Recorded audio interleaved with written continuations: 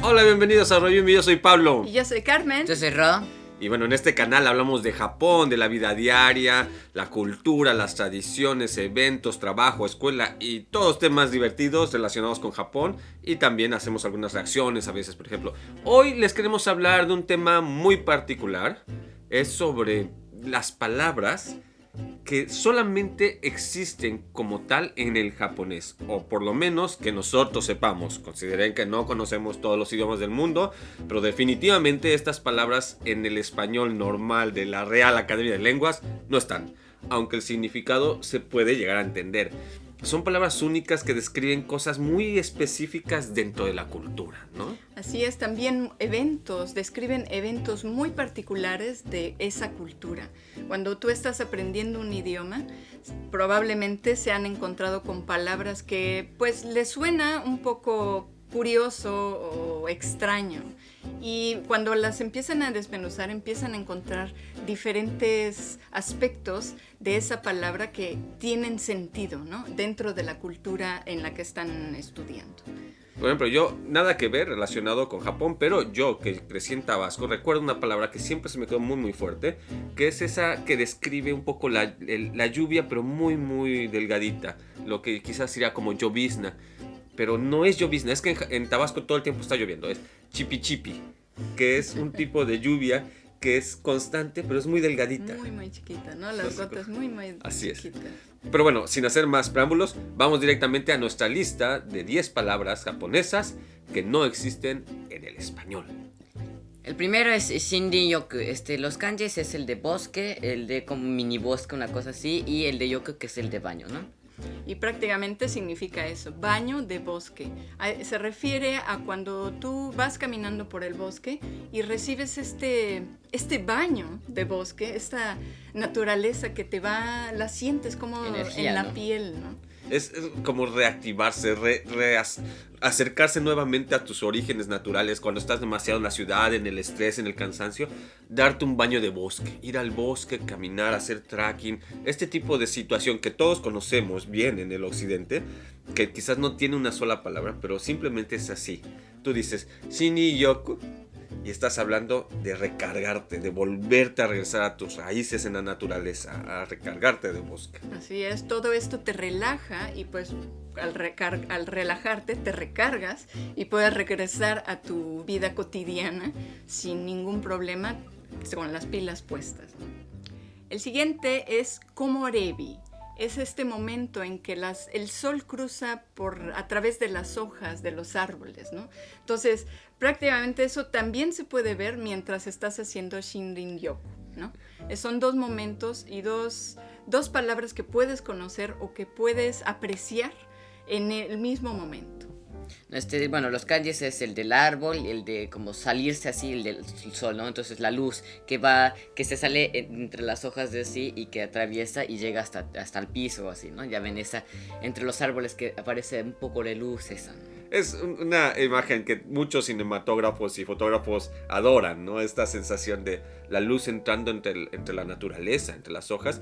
Y es algo que sin duda nos invoca a nuestra parte más primitiva, ¿no? Al estar quizás acostados en el bosque tal cual y descansando y ver cómo en la sombra de los árboles y ver cómo el sol se cuela, ¿no? Es tan encantador, es mágico, nos hipnotiza a todos. Sí, eso iba a decir, que es hipnotizante y te llega, bueno, al mismo tiempo te relaja, ¿no?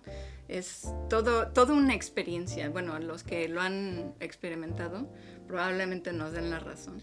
Bueno, el tercero es uno que ya conocen si han seguido nuestro canal por un poquito más de 2 meses. Es Wabi Sabi. Ya hicimos un video solamente para Wabi Sabi, entonces no vamos a detenernos en cada detalle. Pero básicamente Wabi Sabi es el arte de lo imperfecto, es la belleza en lo imperfecto. Es el buscar en el detalle de lo que no va en un orden preestablecido cuadrado, ¿no? Entonces, incluso en Japón se llega a deformar, por ejemplo, las vasijas adrede para que tengan esta forma un poco caótica. O como cuando se rompen estas vasijas que las reparan utilizando oro, ¿no? Entonces es la belleza en lo imperfecto, porque la vida humana es imperfecta. Entonces hay algo intrínseco en esto que es lo que le da más valor, más realismo, y por lo mismo hay una belleza escondida. Así es una parte de la estética japonesa que es ver que la vida es transitoria, que hay un inicio y un fin. Y es disfrutar todo el proceso del inicio a fin, no nada más tomar una instantánea de un momento que tú crees que es perfecto. Es la transformación lo que lo hace perfecto, ¿no? Como jamás va a volver a ser el mismo. La siguiente es un poco chistosa, es algo muy, muy cultural aquí, pienso yo, aunque creo que sí lo hemos pensado en otros países. Existe el concepto. Sí, pero no, quizás no como palabra, ya nos dirán, Betsubara. Y prácticamente quiere decir, Betsu es otra cosa o diferente, Aparte. y Bara es estómago. Entonces, es un estómago diferente. Y esto se refiere a cuando estamos comiendo, que ya decimos estoy satisfecho, pero y de repente llega el pastel. pastel y te dicen, si ya está lleno me llevo el pastel, y tú dices, no, todavía me cabe ese postrecito, ¿no? Entonces es en otro estómago, ¿no? Así es, el dulce te cabe en otro estómago. Entonces es el estómago aparte, ¿no? Sí, en México por lo menos existe así como que tenemos nuestro rincón ahí El huequito, apartado, ¿no? el huequito para el el postre, ¿no? Pero aquí es totalmente otro estómago, y sí tenemos una palabra específica que es Betsubara, ¿no? Betsu, como decía, Es wakareru, que es el de dividir aparte, y bara, que es estómago, ¿no? estómago, sí. Tenemos dos estómagos. Bueno, es hara, pero... El siguiente es uno que yo puedo decir directamente en mi experiencia, que mi papá llevaba al pie de la letra día con día, y ahorita, ahora aún más, creo que están ahí reorganizando su biblioteca, mis padres, y es apilar los libros, hacerlos columnas, y es... Tsundoku. Tienen esa imagen de las bibliotecas donde las personas están nadando entre libros, así un poquito como la caja fuerte de Mapato, pero con puros libros. Que prácticamente es apilar los libros, apilar la lectura. Que se llama Tsirise Tsumu, ¿no? Entonces, si conocen el juego también Tsum Tsum, ese viene de ahí también. Pero Tsumu es cuando pones algo encima de otra cosa o así, ¿no? Entonces, pues, los Apilar libros lo cosas, pones, ¿no? ¿no? Y luego Doku es el de leer, ¿no? Entonces, pues, normalmente cosas que son para leer, normalmente son revistas, libros, así en general, ¿no? Entonces, pues, pones esas cosas para leer, ¿no? Así es, cuando vas y compras un libro y dices, bueno, lo voy a leer después, lo dejas ahí. O vas a comprar otro libro porque quizás se te olvidó que tenías ese ahí. Tenía bueno, aquí lo pongo también para leerlo, y así poco a poco se te va llenando la pila de libros. Vas apilando tus libros. Literalmente significa eso. Sundoku es simplemente, la diferencia es que hay una sola palabra para referirte a ese tipo de imagen, ambiente de muchos libros apilados. O sea, no te estás refiriendo, tiene ahí apilados unos cuantos libros Sundoku. No, sino la imagen es de alguien que vive entre libros, ¿no? Que eso estaría bastante padre. Depende del tipo de libro, sí. Sí. Bueno, sí. El siguiente es Koyo, y describe el cambio, color brillante más bien, del cambio de las hojas en otoño. Que es el amarillo, el rojo, el naranja y... Estos colores tan intensos que incluso el verde es un verde intenso. Es como si el mismo árbol, las hojas, estuvieran tratando de robar los últimos rayos del sol del verano, ¿no? Para guardarlos y nutrirse un poquito más, porque esa es la referencia, ¿no? Es como si así un arco iris, una lámina de metal de oro, ¿no? Ese brillo que tiene las hojas, y por eso se le conoce como koyo. Son los mismos kanji que se escribe también para el momiji. Son las hojas, si han visto, como tipo, si no es que es como la de maple, ¿no? Ya ven esa hojita típica. Mm-hmm. Es tipo, también se escribe así igual, ¿no? Pero por ejemplo, yo he escuchado esta frase utilizándose para referirse, por ejemplo, a diferentes diseños de kimono, de la tela del kimono. Entonces tiene los colores, no con los colores, el brillo del otoño, ¿no? Obviamente en ese tipo de modelos está bordado, no sé, hilado bordado con hilos que brillan de plata, naranjas, o sea, es muy muy brillante, muy llamativo, Ajá, ¿no? un material que le dé ese color brillante como Así el de es. las hojas en otoño. Entonces ya sabes perfectamente que cuando alguien te dice koyo o kimono, el kimono en estilo koyo, en color koyo, ya sabes perfectamente qué tipo de imagen estás recibiendo, ¿no? Así es.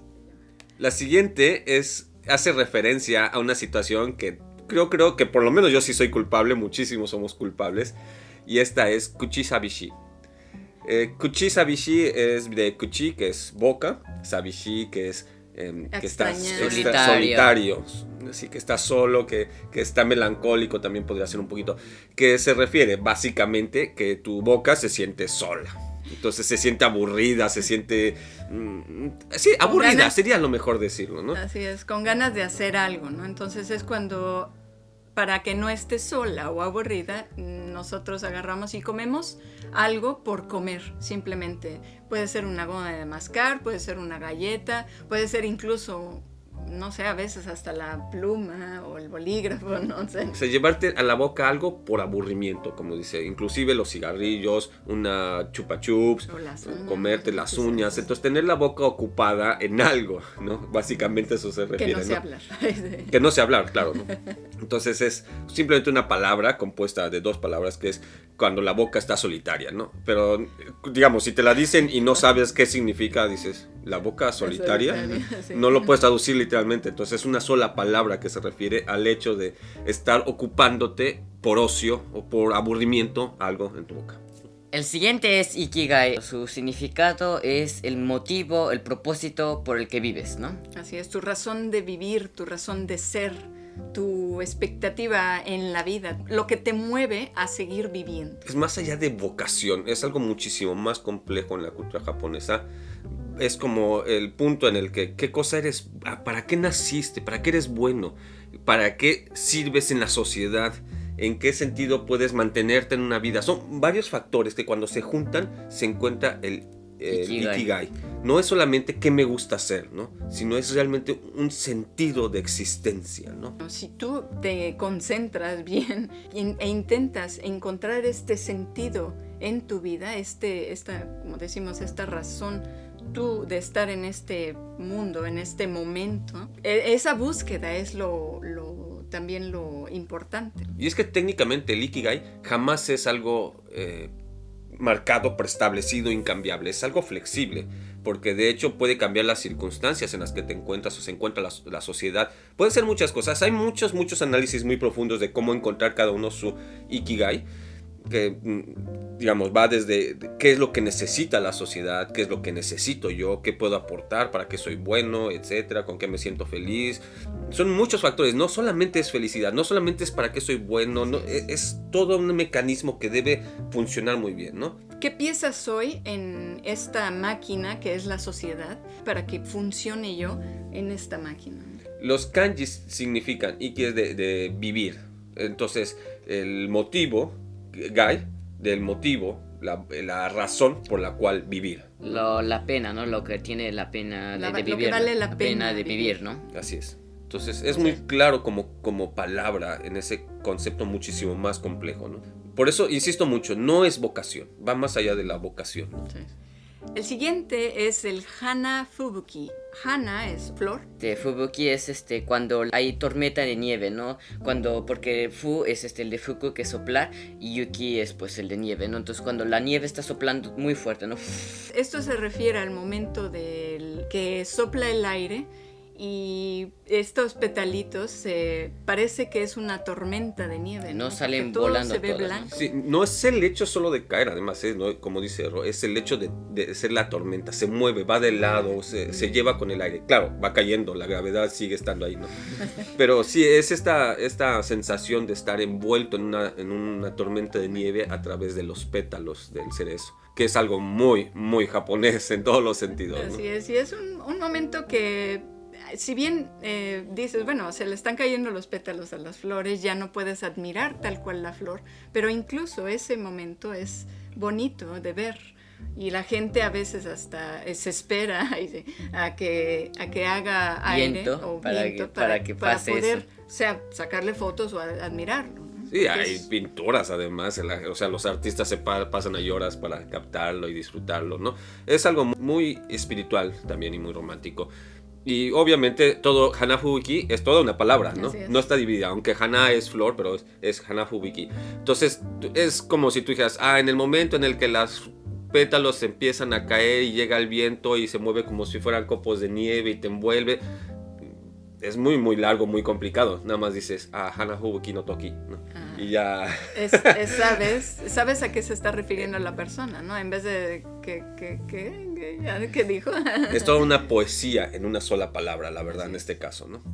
El siguiente es el Hana Gazumi, que es otra vez Hana, que es la flor, y Gazumi es como la neblina o como el cierzo, ¿no? En la montaña. Hay muchos ríos que ponen los cerezos una detrás del otro, entonces tú ves los cerezos y se ven así todos derechitos, ¿no?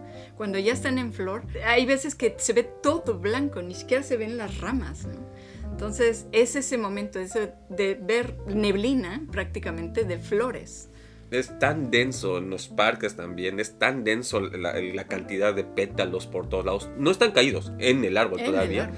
Que parecen algodones de dulce, ¿no? Y como es tantas las cositas así que no puedes ver, es un blur directo, ¿no? Es una nube. ¿Por qué está tan grande, no? Ya te das cuenta que eran 5 árboles juntos, ¿no? Así es. Y bueno, obviamente hay más palabras que son únicas, no solamente en el japonés, prácticamente en cualquier idioma. De hecho, si ustedes tienen algunas palabras que conozcan del español, que digan, esta palabra segurísimo no existe en general en otros idiomas, hablemos en algo obvio, compártanoslo en los comentarios. Yo sé que, por ejemplo, la gente del norte de Canadá, los esquimales, tienen como 5 diferentes tonos del blanco de la nieve o algo, o más, no sé, y diferentes tonos de azul del hielo. O sea, es porque lo viven todo el tiempo, ¿no? O sea, ellos no pueden decir, es que ahí donde está lo blanco, ¿no? Sino tienen que ser mucho más específicos. Entonces, cada cultura tiene su específico, ¿no? Cuéntanos en los comentarios.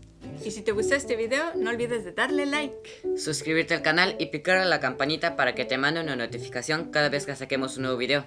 Y si crees que este video le puede gustar a alguien, no dejes de compartirlo. Y también, si te gustaría apoyarnos un poquito más, te invitamos a que te unas a nuestro Patreon o a nuestras membresías de YouTube. Bye bye, Mata Mitene, Jikaimo, Otanoshimi ni.